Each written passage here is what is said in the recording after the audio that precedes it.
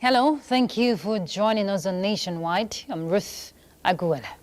President Bola Tinubu has approved the reinstatement of Professor Neni Barini Zabe as the project coordinator of the hydrocarbon pollution remediation project, that is HYPREP.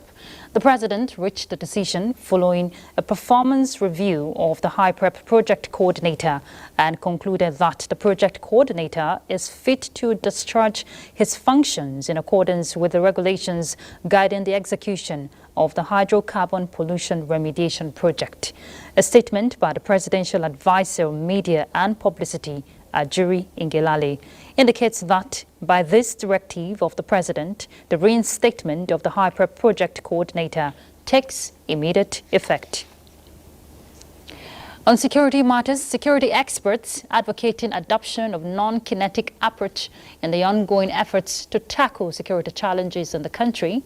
Defense correspondent Ismail Musa reports that this was highlighted at the second edition of Forgiveness, Peace and Reconciliation Conference holding at the Nigerian Army Resource Center, Abuja. The engagement is aimed at providing alternative strategy for addressing emerging security challenges through reconciliation and forgiveness. This is to enhance peace building and foster unity in the country. People must always see the need for them to come together, sit down at a round table, have dialogue with a view to ensuring that peace reigns at the end of it. It is better we deploy these approaches, than the use of force. The use of force is increasingly becoming very expensive to the Nigerian state. We need to upscale, our non-kinetic approaches to conflict management rather than the kinetic approaches. Kinetic approaches are oftentimes reserved as the last resort. In all the conflict resolution models, forgiveness is the only one that goes deep into the past, into the present, and into the future. It's the only model that takes everybody together and heal wounds, corrects the wrong, and the reconciliation is satisfied. Participants were drawn from security and relevant ministries and agencies. In another development, the Nigerian Army Resource Center is upscaling advocacy on the benefits of artificial intelligence in boosting national security. To achieve this, the center is engaging experts in security to update military personnel and those from other fields in the relevance, or rather on the relevance of artificial intelligence in modern security operations. Here is defense correspondent again, Ismail Musa. Artificial intelligence plays a crucial role in modern military operations through application of autonomous weapons targeting, surveillance, cybersecurity, and autonomous vehicles. To enhance the utilization of AI, the Nigerian Army Resource Center is considering ethical issues by setting boundaries for the use of AI for security purposes. We can't run away from utilizing artificial intelligence. We are already using it. The military use drones on armed vehicles. That's artificial intelligence. And so the utilization is how do we utilize the platform, the equipment that are available without creating problem, without causing huge disaster. And that's one of the reasons why we brought them from Close College to look at, mix the two, look at leadership, artificial intelligence, and national security. Leadership in an evolving world order, one of the programs of the center provides a platform for discussing the merit and demerits of AI. Leadership is something that is all-encompassing and is something very, very important. And artificial intelligence is something that has dominated the world now and will definitely keep dominating the world for centuries to come. So it will be important for us to strike the balance between what is between leadership and artificial intelligence, and that's one of the things we are trying to explore here. The Nigerian Armed Forces are adopting AI as a veritable force multiplier in the quest to further secure the nation. In Abuja, Ismail Musa, NTA News. On its part, the Nigerian Navy Calabar area is reassuring on its combat readiness to meet internal maritime and national security obligations in the country. The flag officer commanding Eastern Naval Command, Rear Admiral Sahid Akinwande, gave the assurance at the completion of the second quarter route march in Calabar. Paul Abel reports. The extension of activities of Operation Delta Sanity for 90 days by the Chief of the Naval Staff. The second quarter route march is in line to test the physical, psychological fitness and readiness of the soldiers to ward off any form of threat. The FOC also sends a warning to all criminal elements to stay clear, as the Navy will not condone any form of threat to national interest. This exercise this morning is to tune all of us up so that we can take further the trajectory of our maritime security operations engagement so that we can continue. We'll continue to make our maritime environment safe for maritime activities and other socioeconomic activities. The route march we started in the early hours of the day from the NNS Victory Parade Ground, drawing participants from all naval formations in Calabar area, transverse and major roads in Calabar metropolis. Some of the roads include Murtala Mohammed Highway, Mary's Lesser, Marian Road, IBB, Diamond, and back to the takeoff point where physical fitness exercises were conducted.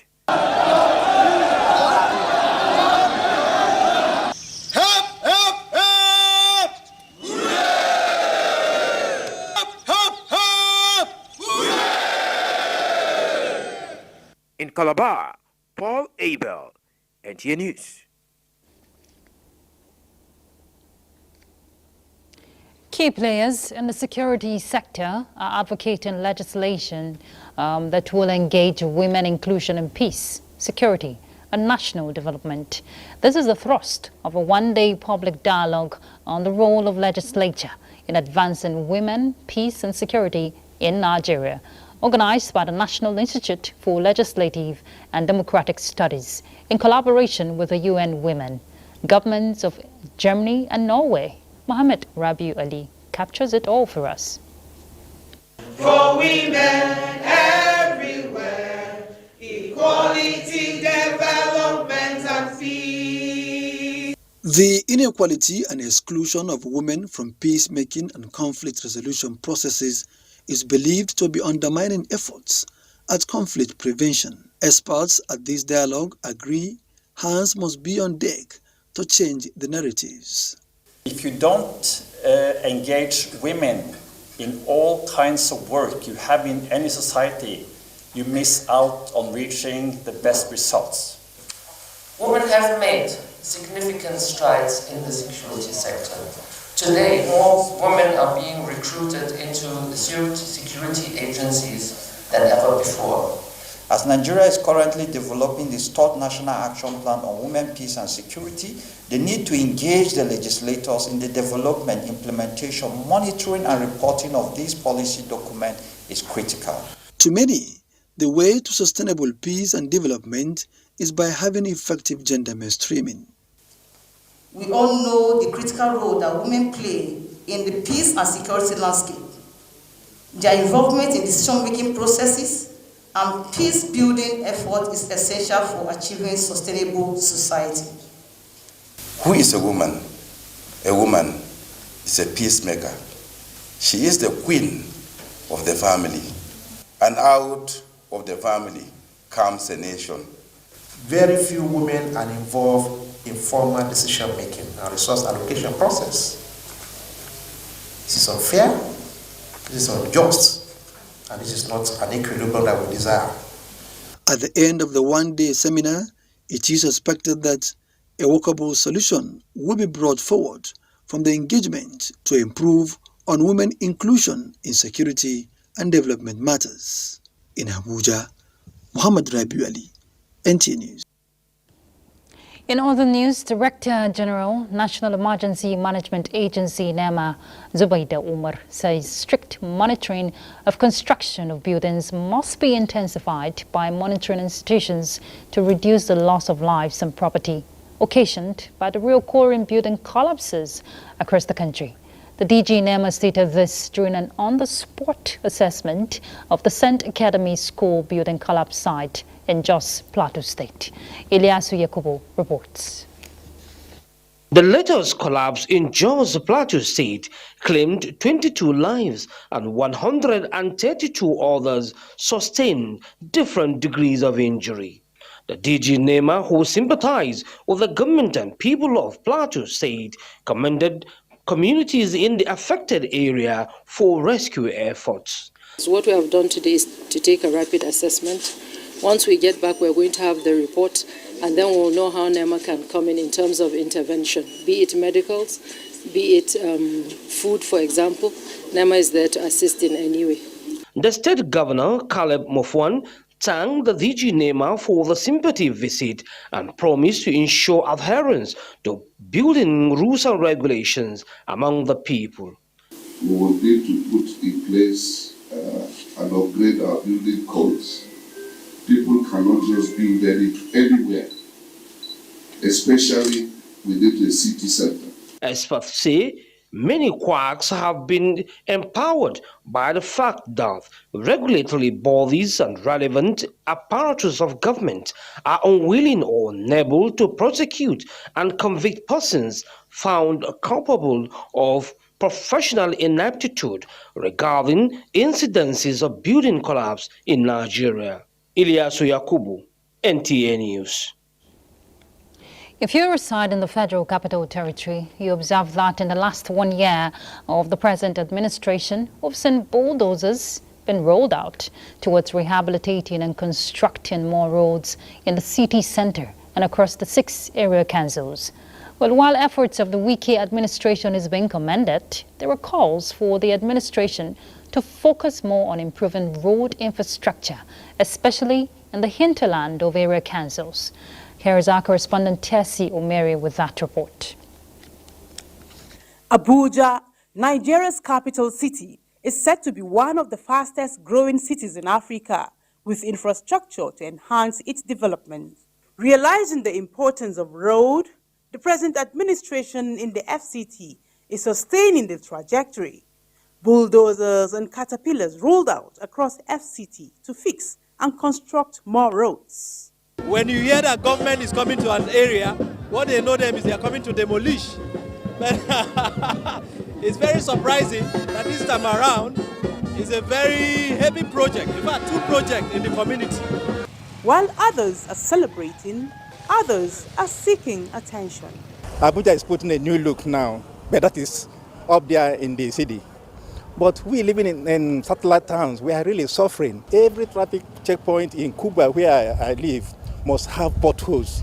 Even the one they even managed to do gutter before, the gutter is blocked. In the last 1 year, record shows that more than 130 roads in the FCT and its 6 area councils have been rehabilitated, with new ones also constructed for accessibility to hard-to-reach communities. Honorable Minister, he's doing his best at the top, though he has transformed some to the rural areas. But the most feeder roads, I've taken it upon myself because these are communal roads that leads to our communities.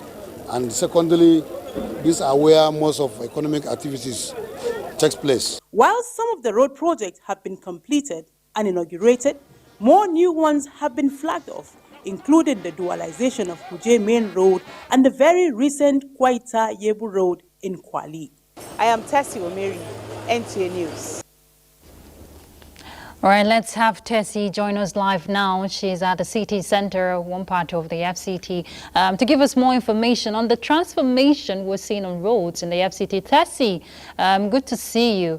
Now, with this roads rehabilitation, especially for us who live in the FCT, we know there's been a change. But can you put a figure to the number of rehabilitated roads? Thank you, Ruth. So far, so good. Quite a number of roads have been flagged off, some ongoing, some have been completed. About 130 are in different stages, while 8 have been inaugurated and completed and ready for use. So a total of 8 have been completed, while we have over 130, some at different stages of completion. Concern for for some of the residents in the satellite town was that they need more rehabilitation of roads in their area, talking about the satellite towns. But not too long we saw the present administration of the FCT flag off, construction of roads across the 6 area councils, if you recall. So why the concern, for these persons? Okay. The road project is cut across from the city center to the satellite town, then to the feeder roads. In the area councils, the FCT administration has flagged off a total number of 7 road projects, 1 in each of the area councils. But Kwali is lucky to have 2 roads. 1 has already been completed and is even named after the famous porter Ladi Kwali. While in Kuje, we have the dualization of the entrance to that city. And then in Amak here, we have roads like Kaigini, we have one in Deide. So many of them are ongoing, while some have been completed. And in satellite towns, like you have watched in the background reports, residents are lamenting. That is to say that it's an ongoing process and it has not reached everybody. And from what I have researched and from my findings, I know that in no distant time, residents enjoy road in their vicinity. Okay, Tessie, I don't know if you've had interaction with some of the residents at the satellite towns. Which would you say needs urgent attention, going by your findings? Which of the area councils? I had a first-hand one-on-one interaction with residents of satellite towns. Like I went to Kubwa here in Amak, and they are calling on the FCT administration to come to their aid. Well, Kubwa is in Buari and not Amak, and places like the Apo Karishi Road too needs attention. Although the project is ongoing, they are pleading for a speedy completion of that road. Most importantly, we have rural feeder roads. It's rainy season and farm produce will be ready or be harvested in no distant time. So these people at the hinterland are really calling on FC administration to help fix their roads for easy access, for them to be able to bring their farm produce into the city center in order to avoid post-harvest losses and other unpleasant happenings. All right, thank you very much, Tessie, for that update. Thank you very much. Our correspondent there talking about road infrastructure and ongoing rehabilitation here. And it's good she mentioned the rainy season. Concerns have been on the drainage channels when you're talking infrastructure. And we hear in Ogun State, the governor, Dakpo Abiodun, has given 2 weeks ultimatum to contractors handling the construction of Denro Ishaki Road, Akute Road, to complete the project. Well, the governor gave the ultimatum during an on-the-spot assessment of the road. Let's hear from Hakim Jimo. Governor Dakpo Abiodun, who notes that the construction of Denro Isashi Akute Road, which started about 3 years ago, ordered the contractors handling the project to immediately mobilize and return to site to complete the project within 2 weeks. We had to draw up a priority list, and The priority list, amongst others, factored in the vehicular traffic, the economic impact. While assuring that construction work will soon commence on Alagbole Ajuwon and Akute Ajuwon roads, Okearo, Akute, Ijoko, and Yakoyo roads in Ifo local government area of Ogun State, Governor Abiodun promised to also construct a new primary healthcare delivery center for the people of the area. The governor added that his administration will ensure equitable infrastructural development across the 20 local government areas of the state. I've maintained that not only am I inclusive, not only am I equitable, fair and just, but I also have pledged to be a responsive administrator. I owe everyone equitable infrastructural development. The drainage and the road is always waterlogged. You understand? When it's raining. If we can do this road, it will impact positively on the socio-economic activity of the environment. It has carried little children this water. Some will make it, some will die. He acknowledges that his administration had since its inception in 2019 constructed no fewer than 600 kilometers of roads across the state, promising more people-oriented infrastructural development. From Akute in Ifo local government area of Ogun State, Akim Jimo, NTA News. And from Akure, we hear human factors ranging from indiscriminate dumping of refuse, improper channels of drainage systems you get to see, and building structures and waterways have been identified as factors responsible for flooding in Ondo State. This was at an emergency stakeholders meeting held in Akure, where deliberations centered on strategies to mitigate flooding in the state. Abiola Ariyo reports. The Nigerian Meteorological Agency, NIMET, and the Nigerian Hydrological Services Agency recently predicted that Ondo State, among 20 states in the country, is likely to witness heavy rainfall in August, which could lead to flooding. Although no significant cases of flooding has been recorded so far in the state, there are indications that if measures are not put in place, NIMET predictions may come true. It is against this backdrop that the State Ministry of Environment is taking proactive steps to address the early warning signals and other flood-related causative factors, including climate change issues. Presently, the Ministry of Environment, in collaboration with the Ministry of Local Government Affairs, we are ready with embark on the channelization of major canals in the state. Participants at the forum say preventing this looming disaster remains a collective responsibility of all stakeholders. I will ensure that you don't build where you are not supposed to build, such a way that it will not cause obstructions. We have moved around, and then all the areas where we need to introduce drainages that didn't have drainages, we've already started doing that. It is expected that with improved sensitization of residents on attitudinal change, prevention and reduction of flooding in the state will be achieved. In Akure, Abiola Rio, NTA News. All right, let's head to Sokoto to find out what's happening there as we join Sadia.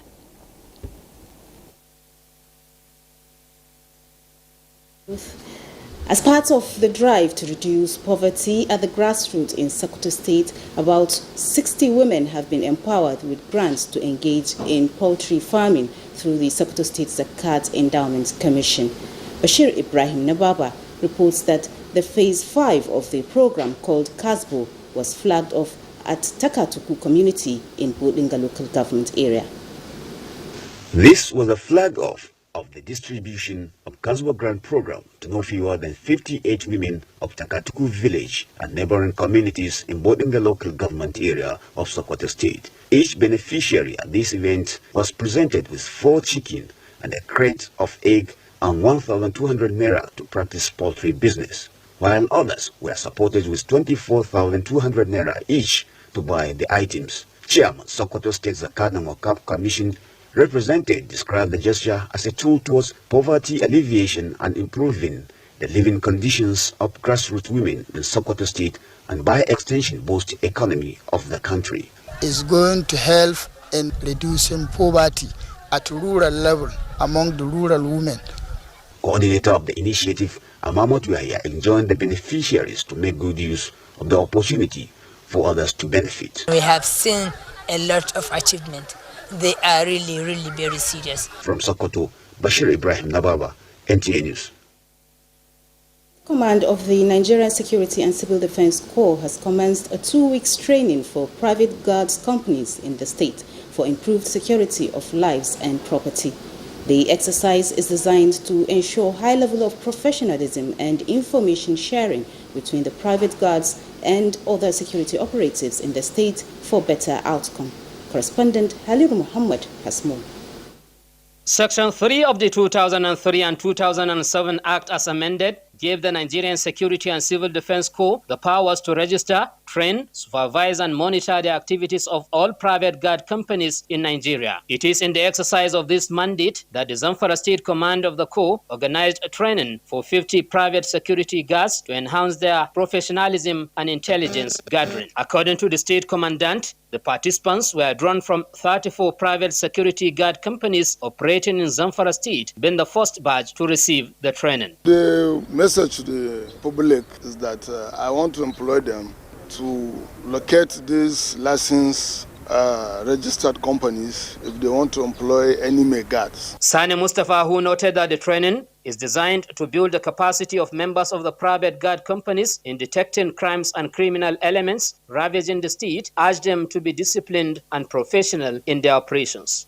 What we expect from them is information sharing, because a lot has been happening in this town, and due to the inexperience or unable for them to communicate, they don't even know how to go about it. The training, which is taking place at the headquarters of the State Command, will last for 2 weeks.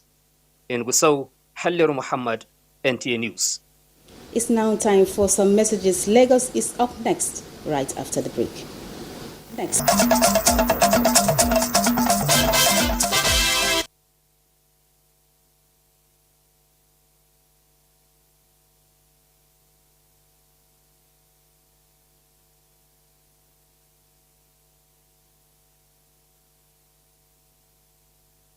You for joining us in Lagos. Tackling the current foreign exchange headwinds affecting local industries will enable companies in the country to increase production, create jobs, stimulate the economy, and measure up to their counterparts in other clients. Amaka will report that industry players say this will also enable Nigeria to boost our current export of 15.5 billion naira, put at 80.8%. Lagos is home to several industries into mass production and value addition that cater to diverse needs of the populace across the entire nation.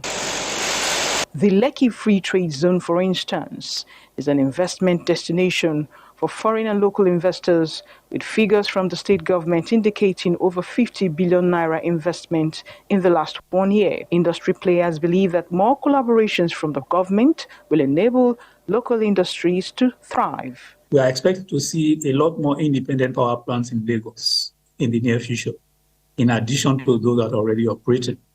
This administration of Lagos State and the prior administrations have established some independent power plants. Sustainability of local industries, they say, will include bridging technological gaps, engagement of highly skilled professionals, providing incentives, among other homegrown solutions by the present administration to foster economic viability of local industries. The margin in this country is the highest anywhere in the world. You can put in 10 million naira in a new business, and in less than 1 year, you have 100 million. Businessmen can exercise it in Nigeria, and that's why Asians are flooding this place. Nigerians abroad have enough capital to stabilize this country industrially and otherwise. I think the major push actually have to come from the government side, who have to understand that the monetary policies, the fiscal policies, the research policies, the importation policies, all these things, and then there has to be a development plan that must be stuck to. Ease of doing business, issues surrounding taxation have been addressed by the present administration with the recent injection of 2 trillion naira to absorb economic shocks. This will become absolute solutions towards an increased GDP for job creation and stronger economy. In Lagos, Amaka O, NTA News. The burden of cervical cancer, HIV, hypertension and stroke still remain high in Nigeria, leading to many preventable deaths. To reverse the trend, experts believe community and especially youth engagement is key. In the report, Hingino John Adams tells us how government is using youth to reduce the burden.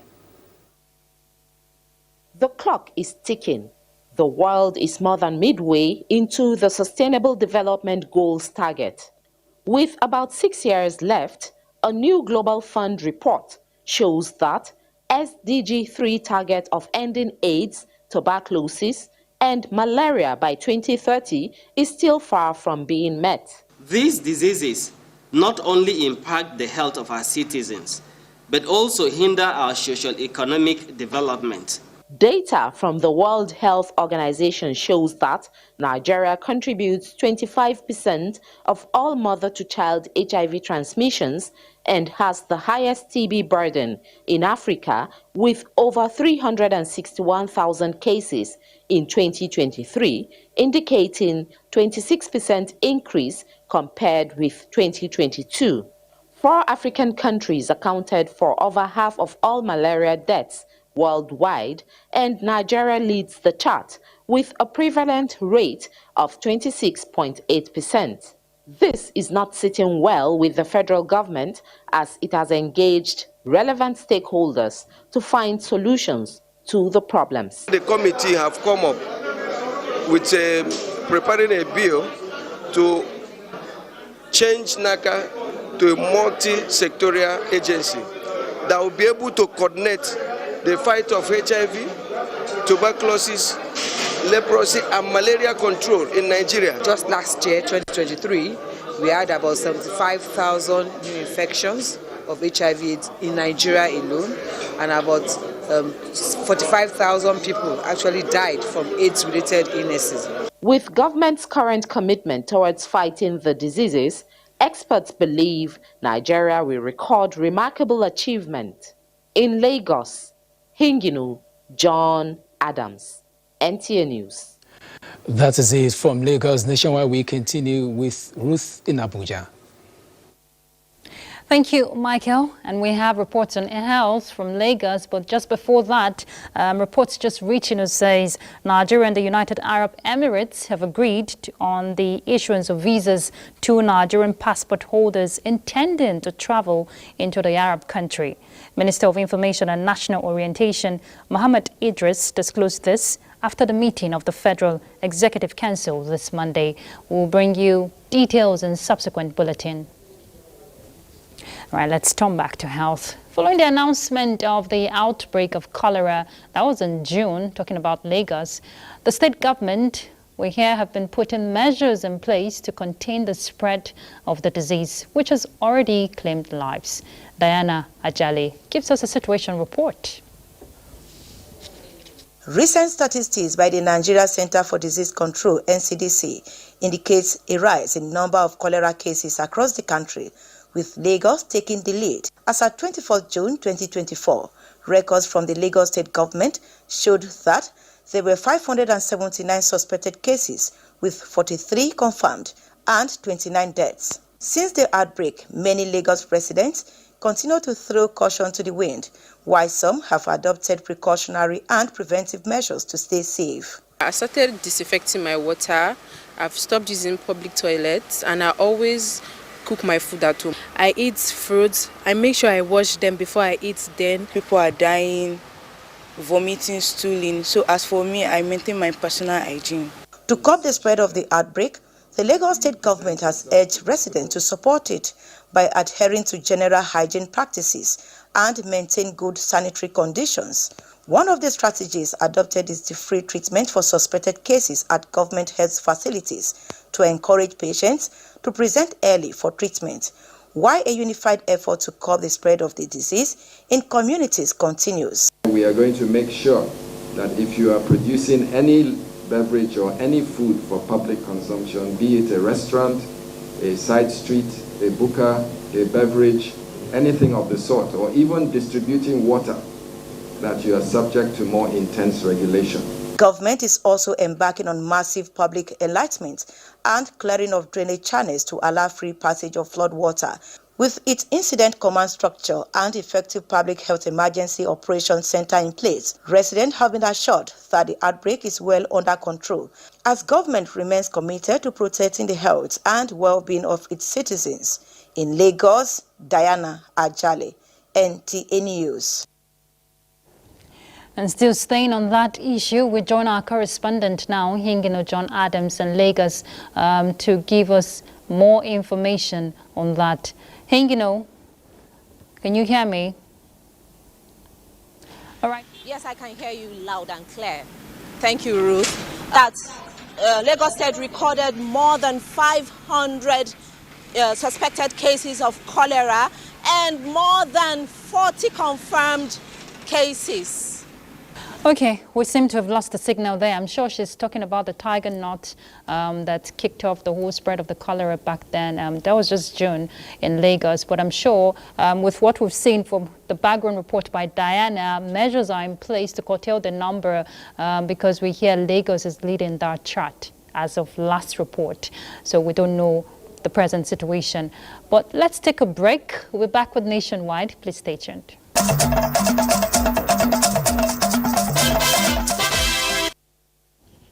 Thank you for being there.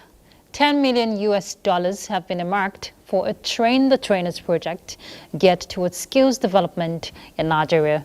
The program is in partnership between the federal government and the World Bank. Zenret Digmun reports that it is expected to bridge unemployment gap in the country.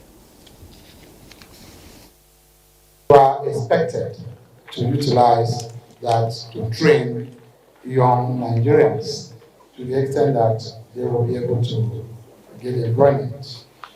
So your work starts from enrollment of these young people to job placements. The project, under the Innovation Grant Facilities and Innovation Development and Effectiveness in the Acquisition of Skills, will focus primarily on women and persons with disabilities, opening up a wide array of opportunities to explore self-development and independence. Both parties believe it is watertight, as implementation has been set under strict conditions that must be met by grantees for full realization.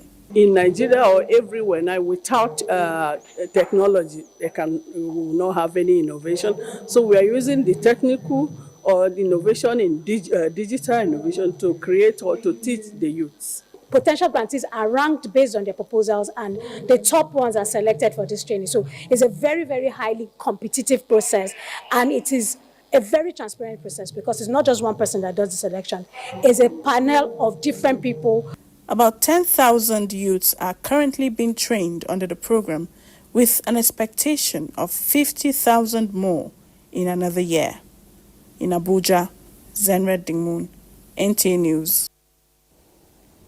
We're heading to Port Harcourt to join Jenny Bassi to find out the latest from that end. Jenny?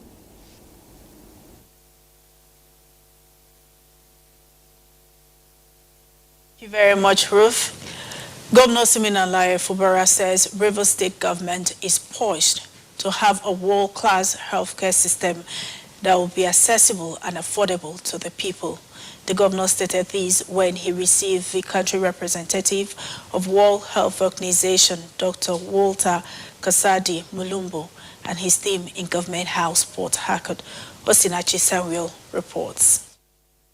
Governor Fubara told the WHO team that Rivers people deserve a functional healthcare system that will avail them easy access to affordable and quality service, reaffirming the determination of his administration to channel good budgetary allocation to the sector in the 2025 budget. As the policy of our government, we have even started the completion and also expansion to standard all the zonal hospitals. We have the Denema, we have the Bori, we have the Ahoda, we have the Omok, we have that of okay. We are already working on them.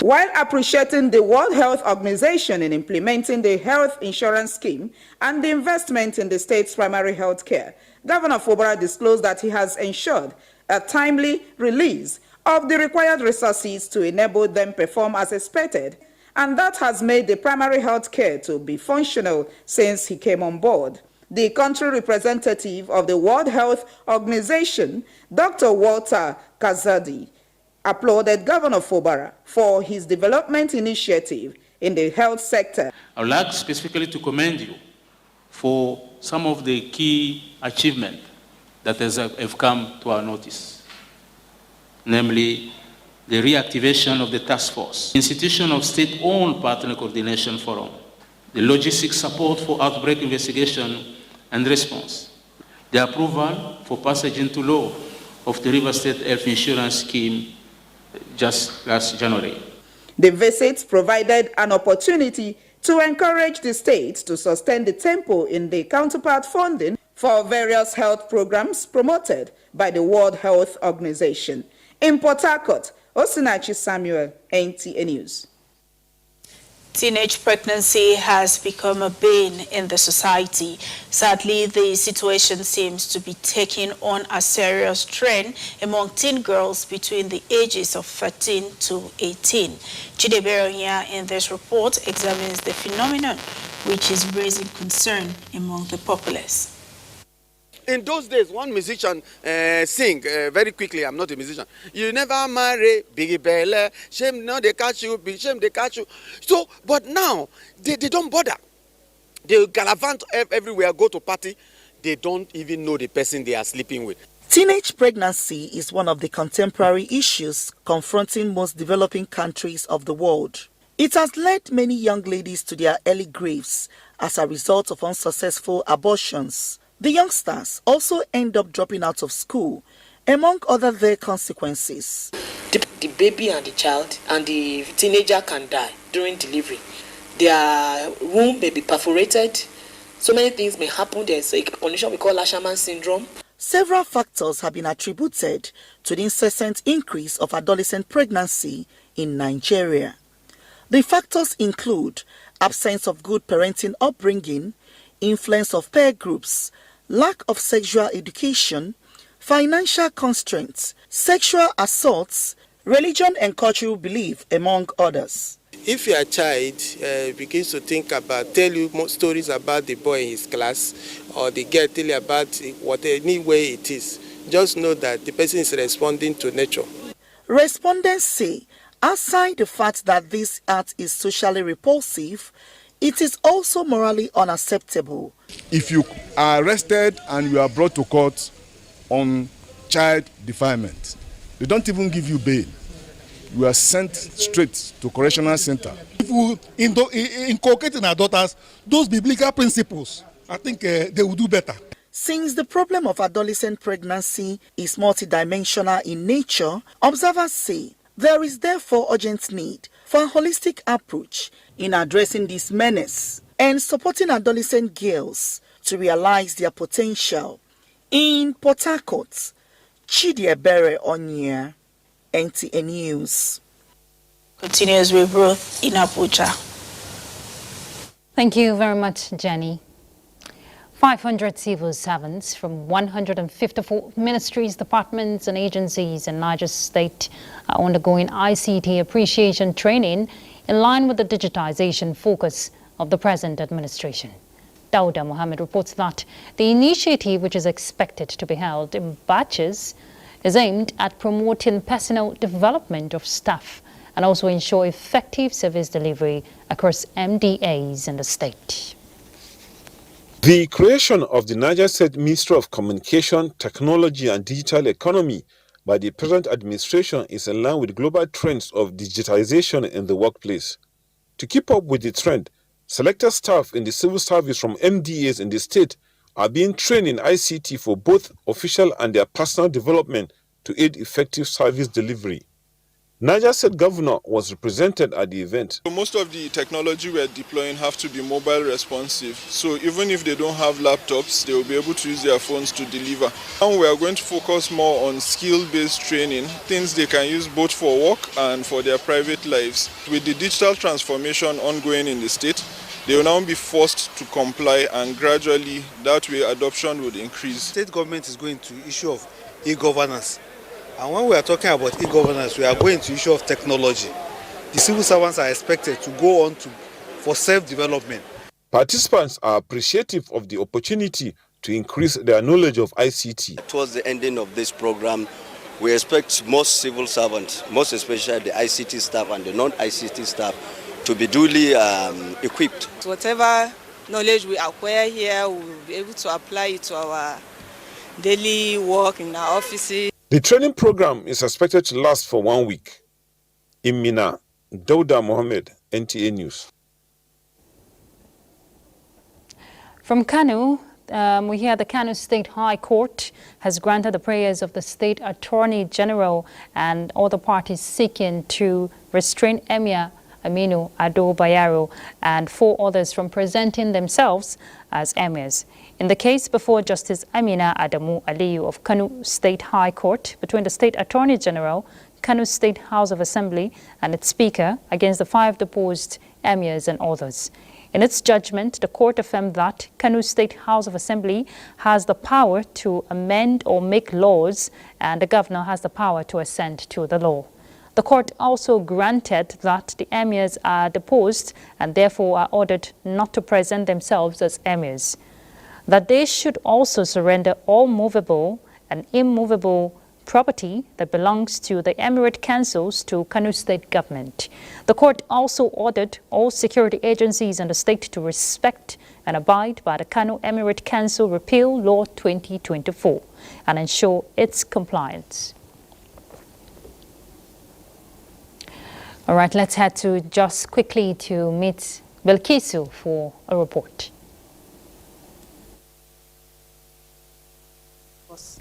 Senior Special Assistant to President Bola Tinubu on student engagement, Sunday Ashefon, is expressing concern over poor infrastructure in schools and colleges, calling for speedy improvement.